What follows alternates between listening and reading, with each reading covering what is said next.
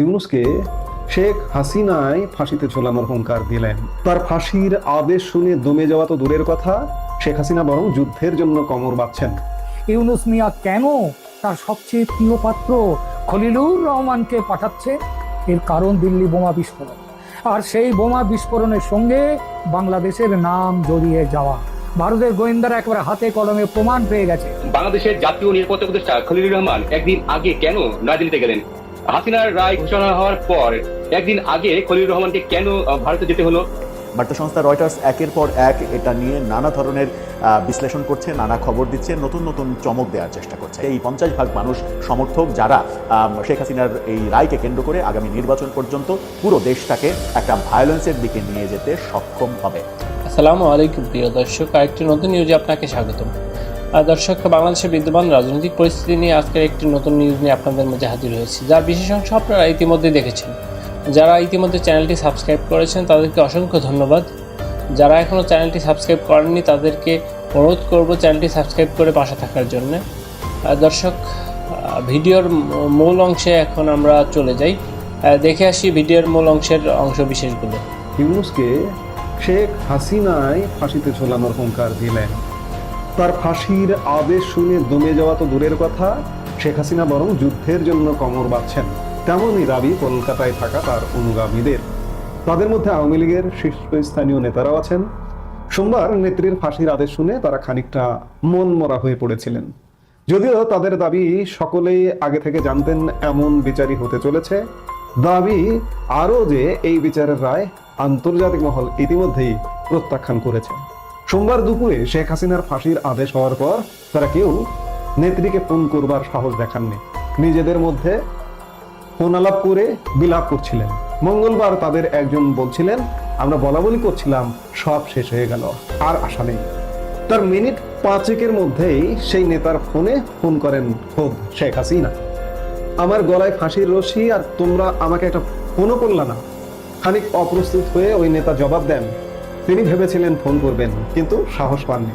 জবাবে শেখ হাসিনা তাকে শটান বলেন মোহাম্মদ ইউনূস তাকে কি ফাঁসি দেবেন। তিনি বরং ইউনূসকে ফাঁসি দেবেন। ওই নেতার কথায় নেত্রী বললেন, ইউনূস আমাকে কি ফাঁসি দেবে? আমি ওরে ফাঁসি দেব। আল্লাহ আমার এমনি এমনি বাঁচিয়ে রাখেননি। গ্রেনেড হামলাতেও আমার প্রাণ যায়নি। শেখ হাসিনার কথায় দৃশ্যতই উদ্বুদ্ধ কলকাতায় বসবাসকারী আওয়ামী লীগের এই নেতৃবৃন্দ। এতটাই যে তারা মনে করছেন বাংলাদেশের সাধারণ নির্বাচনে আওয়ামী লীগের পাশাপাশি জাতীয় পার্টি 14 দলের জোটকেও ভোটে লড়তে না দেওয়ায় তাদের একটা অলিখিত জোট হয়ে যাবে। তাদেরই বক্তব্য, কাদের সিদ্দিকী ইতিমধ্যেই জানিয়েছেন তার দল ভোটে অংশ নেবে না। বস্তুত আওয়ামী লীগ মনে করছে বাংলাদেশে তাদের বাদ দিয়ে ভোট হতে দিলে যে সরকার আসবে তারা বৈধতা পেয়ে যাবে। তখন আওয়ামী লীগের প্রত্যাবর্তন করা আরো কঠিন হয়ে যাবে। তবে শেখ হাসিনার বিচারের রায় ঘোষণা হওয়ার আগে বাংলাদেশে যে জনরোষ তৈরি হয়েছিল তা নিয়ে আশাবাদী কলকাতায় বসবাসকারী আওয়ামী লীগ নেতৃত্ব। তারা অবশ্য জোর গলায় বাংলাদেশের সাম্প্রতিকতম হিংসাত্মক ঘটনা প্রবাহকে গণরোষ বলেই অভিহিত করছেন। তাদের কথায় আওয়ামী লীগের এখন অত ক্ষমতা নেই। আমাদের লোক কোথায় বাংলাদেশে? বাংলাদেশের জুলাই অভ্যুত্থান এবং পরবর্তী ঘটনার পর থেকেই আওয়ামী লীগের শীর্ষস্থানীয় নেতৃত্বের একটি বড় অংশ কলকাতায় আশ্রয় নিয়ে আছেন। কবে দেশে ফিরবেন জানেন না তারা, কিন্তু একান্ত আলোচনায় মেনেও নেন যে তাদের কিছু ভুলও হয়েছিল। মাটির সঙ্গে যোগাযোগ বিচ্ছিন্ন হয়ে যাওয়ার কারণে অভ্যুত্থানের খোঁজও পাননি। কিন্তু একই সঙ্গে এখন তারা বলছেন, আমরা পেছনের দিকে তাকাতে চাই না, যা হওয়ার হয়ে গেছে, আমরা সামনে তাকাতে চাই। আওয়ামী লীগের এই নেতারা আশাবাদী পরিস্থিতি বদলাবে। ইউনূসের বিরুদ্ধে জনরোষ শুরু হয়েছে। শেখ হাসিনার ফাঁসির আদেশের পর সেই রোষ আরো বাড়বে বলে তাদের বক্তব্য। তার উপর স্বয়ং শেখ হাসিনা সোমবার রাতে ফোনে যা বলেছেন তাতে তারা আশাবাদী। এক নেতার কথায় উনি বিশাল কথা বলেছেন, এ অনেক বড় কথা, আমরা ভেঙে পড়েছিলাম, উনি আমাদের শক্তি দিলেন। এই খবরটা জানাচ্ছে ভারতের শীর্ষস্থানীয় বাংলা দৈনিক আনন্দবাজার। শেখ হাসিনার দেলুতা, ইউনূস আমাকে কি ফাঁসি দেবে, আমি ওরে ফাঁসি দেব। এই দৃঢ়তার কারণেই শেখ হাসিনা ফিরবেন, আওয়ামী লীগ ফিরবে, আওয়ামী লীগ নেতৃত্বের মনোবল চাঙ্গা হবে। মনোবল চাঙ্গা হয়েছে। আনন্দবাজারের প্রতিবেদন তাই বলছে। আনন্দবাজারে নেতাদের সাথে কথা বলেছে, কথা বলে প্রতিবেদন করেছে যে তারা আসলে মুষড়ে পড়েছিল। আর মুষড়ে পড়বার কারণটা কি? এই রায়টা যে হবে 2024 সালে ক্ষমতা থেকে বিদায়ের পরেই যখন ট্রাইব্যুনাল গঠিত হলো, তখন তো একটা শিশু বা পাগলও বুঝতে পেরেছিল যে এই ট্রাইব্যুনালে শুধু শেখ হাসিনা না, আওয়ামী লীগ নেতৃত্বের ফাঁসি দেওয়া হবে, মৃত্যুদণ্ড দেওয়া হবে। এমনকি এমনটাও হতে পারে আওয়ামী লীগের যেসব নেতা জেলে বন্দী আছেন তাদের কাউকে কাউকে এরা যদি আরো খানিকটা সময় পায়, আরো কয়েক মাস সময় পায়, ফাঁসিতে ঝুলিয়েও দিতে পারে। অবাক হবার কিছু নেই। শেখ হাসিনাও অবাক হননি। শেখ হাসিনাও তার দৃঢ় আশাবাদ ব্যক্ত করছেন যে ইউনূস আমাকে কি ফাঁসি দেবে, আমি ওকে ফাঁসিতে ঝুলাবো। এই দৃঢ়তায় তার নেত্রী শেখ হাসিনার এই দৃঢ়তায় আওয়ামী লীগের প্রত্যেকটা কর্মীর দৃঢ়তা আসা উচিত বা আসার কথা। আসলে দমিয়ে রাখা যায় না, দাবিয়ে রাখা যায় না, যেভাবে অন্যায়ভাবে দমিয়ে রাখা, দাবিয়ে রাখা হচ্ছে। আজকে যারা দাবি রাখছেন, দমিয়ে রাখছেন, তারা মনে করছেন বাহ, আমরা আজীবনের জন্য বন্দোবস্ত পেয়ে গেছি, চিরস্থায়ী বন্দোবস্ত, এই বন্দোবস্ত থেকে আমাদের কেউ ছুটাতে পারবে না। কিন্তু হিসেব অন্যরকম। যারা ক্ষমতায় থাকেন তারা মনে করেন, তারা আসলে অন্ধ থাকেন, কিন্তু সত্যিকার অর্থে দিন বদলায়, দিন পাল্টায়। আওয়ামী লীগের দণ্ড প্রতাপ যদি আপনি খেয়াল করেন যে 15.5 বছর কি প্রতাপে, আওয়ামী লীগের নেতাকর্মীরাও কখনো মনে করেননি যা তাদের একসময় বাস্তুহারা হতে হবে। আজকে কি অবস্থা দেখুন, আজকে কি করুণ অবস্থা। আজকে যারা এই কথা ভাবছেন যে তারাও চিরস্থায়ী বন্দোবস্ত পেয়েছেন, না, কেউ চিরস্থায়ী বন্ধ পাননি। আপনারা অন্যায় করছেন, আপনাদেরও পতন অনিবার্য। শেখ হাসিনা সেই দৃঢ়তার কথাই বলেছেন যে আমাকে কি ফাঁসি দেব, আমি তাকে ফাঁসি দেব। অজিত ডোভালের সঙ্গে দেখা করতে আসছেন খলিলুর রহমান, যাকে বলে একেবারে ছুটতে আসছেন। আগে ডাকলেও আসতেন না, আর এখন ছুটতে আসছেন।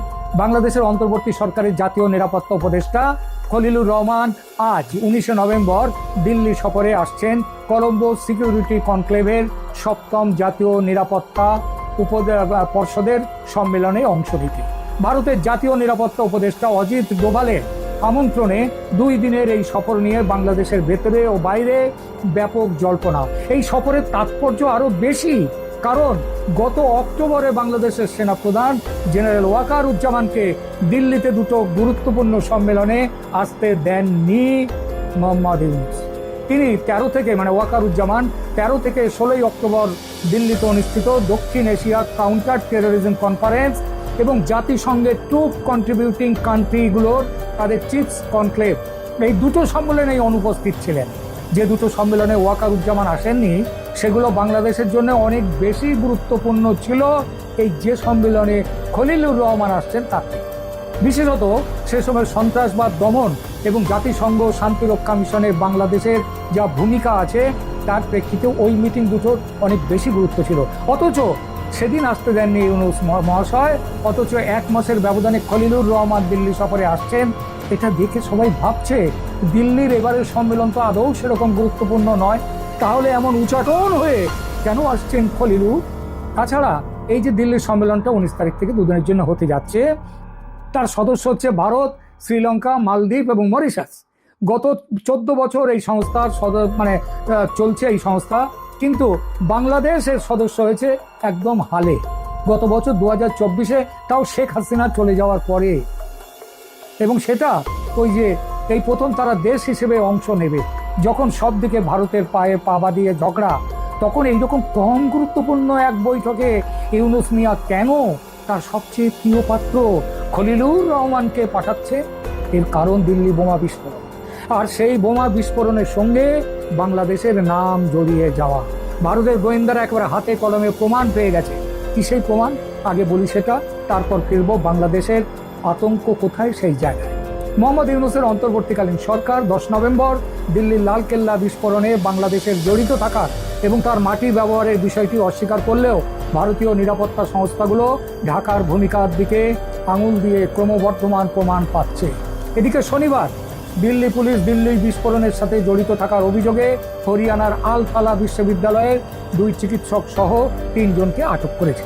দিল্লি পুলিশ কর্মকর্তাদের মতে ইউজিসি এবং এনএএসি কর্তৃক চিহ্নিত অনিয়মের অভিযোগে আল ফালা বিশ্ববিদ্যালয়ের বিরুদ্ধে 2টি পৃথক এফআইআরও দায়ের করা হয়েছে। লালকেল্লা বিস্ফোরণের ঘটনায় বহু গোয়েন্দা সংস্থার তদন্ত চলমান থাকার মধ্যে এই আটক এবং নতুন ফৌজদারি মামলাগুলো এসে গেল। যেখানে 13 জন নিহত এবং বিশ্ববিদ্যালয়ের সাথে যুক্ত ব্যক্তিদের কার্যকলাপ সম্বন্ধে একাধিক সংস্থা তদন্ত করছে। সন্ত্রাসবাদীদের পথ অনুসরণ করার সময় ভারতীয় সংস্থাগুলো দেখেছে যে দিল্লি বিস্ফোরণের সূত্রগুলো পাকিস্তান এবং বাংলাদেশের মধ্যে একেবারে গভীরভাবে জড়িয়ে। সংস্থাগুলো, এই ভারতের গোয়েন্দা সংস্থাগুলো বিস্ফোরণের কয়েকদিন আগে তারা জানতে পেরেছে, বিস্ফোরণের কয়েকদিন আগে লস্কর-ই তৈবা শীর্ষ কমান্ডার সাইফুল্লাহ সাইফের বাংলাদেশ সরকারের কর্মকর্তা এবং সন্ত্রাসী কর্মীদের সাথে বৈঠক হয়েছে। দিল্লি বিস্ফোরণের কয়েকদিন আগে পাকিস্তান ভিত্তিক ওই যে পাকিস্তানি নাগরিক সাইফ অক্টোবরের শেষ সপ্তাহে ঢাকার একটি অভিজাত এলাকা বনানীতে আয়োজিত একটি সভায় ভার্চুয়ালি যোগ দিয়েছিলেন, মানে পাকিস্তান থেকে। সাইফ পাকিস্তান থেকে ভার্চুয়ালি সভায় যোগ দিলেও বাংলাদেশের 7 জন ব্যক্তি সশরীরে ওই সভায় যোগ দিয়েছিলেন। এরা কারা? নিষিদ্ধ ইসলামিক গোষ্ঠী হিজবুত তাহরির এর ঢাকার প্রধান জুবায়ের আহমেদ চৌধুরী, সাইফের জানাত এবং মার্কাজি জমিয়ত আহলি হাদিসের সাধারণ সম্পাদক ইবতিসাম ইলাহি জাহির, বাংলাদেশের অন্তর্বর্তীকালীন সরকারের স্বরাষ্ট্র সচিব ডক্টর নাসিরুল গনি, ঢাকা নর্থ কর্পোরেশনের সিইও এবং হিজবুত তাহরির তার সমন্বয়কারী মোহাম্মদ আজাদ, জঙ্গি গোষ্ঠী আনসারুল বাংলা টিমের শীর্ষস্থানীয় প্রধান হাফিজ সুজাদুল্লাহ এবং হাফিজ আলী ফজল এবং বিস্ফোরক বিশেষজ্ঞ সুমন আহমেদ। বৈঠকে সাইফ এই দলটিকে ভারতে বড় আকারের সন্ত্রাসী হামলা চালানো এবং পাকিস্তান ভিত্তিক লস্কর-ই তৈবার কাছ থেকে তাদের সহায়তা পাওয়ার বিষয়ে অপারেশনাল নির্দেশ দিয়েছিলেন। তবে অবাক করার বিষয় ছিল বাংলাদেশ সরকারের সরকারি কর্মকর্তা মিস্টার গনি এবং মিস্টার আজাজের এই সভায় উপস্থিত থাকা। উভয়েই বেসামরিক কর্মচারী সাইফ তাদের সাথে একসাথে কাজ করার পরিকল্পনা নিয়ে আলোচনা করেছিলেন। সূত্র বলছে যে বৈঠকের পরে বিস্ফোরক বিশেষজ্ঞ সমেত একটি দল নভেম্বরের গোড়ার দিকে মুর্শিদাবাদ হয়ে ভারতে ঢোকে। পশ্চিমবঙ্গ এবং দেশের অন্যান্য অংশে সন্ত্রাসী হামলা চালানোর জন্যে তারা বিভিন্ন লোকদের প্রশিক্ষণ দেওয়ার কাজ নিয়ে এসেছিল। মুর্শিদাবাদে তাদের সকলকে ইখতিয়ার নামে একজন বাংলাদেশি নাগরিকের সেফ হাউসে রাখা হয়েছিল বলে জানা যাচ্ছে, যিনি তার দেশের গোয়েন্দা শাখার কর্মকর্তা হত্যার অভিযোগে পলাতক ছিলেন।